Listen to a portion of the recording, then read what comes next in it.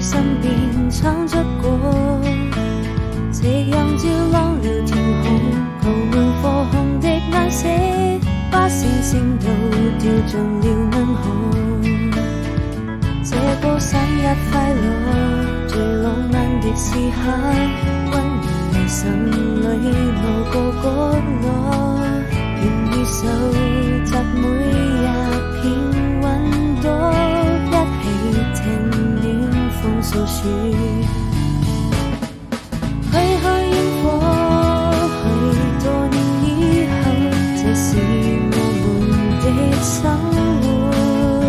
再不遠的光後，路沒有盡頭，空氣已現十分隻遠。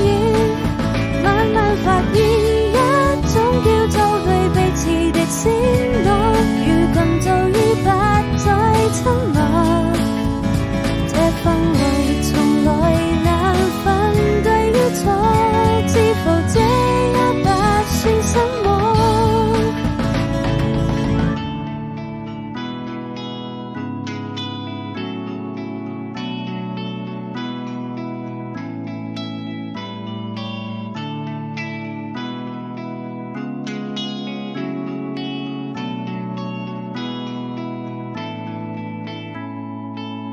回味走過浪漫的篝火，我又在誰身邊闖出過，夕陽照亮了天空，鋪滿火紅的顏色，把星星都掉進了銀河。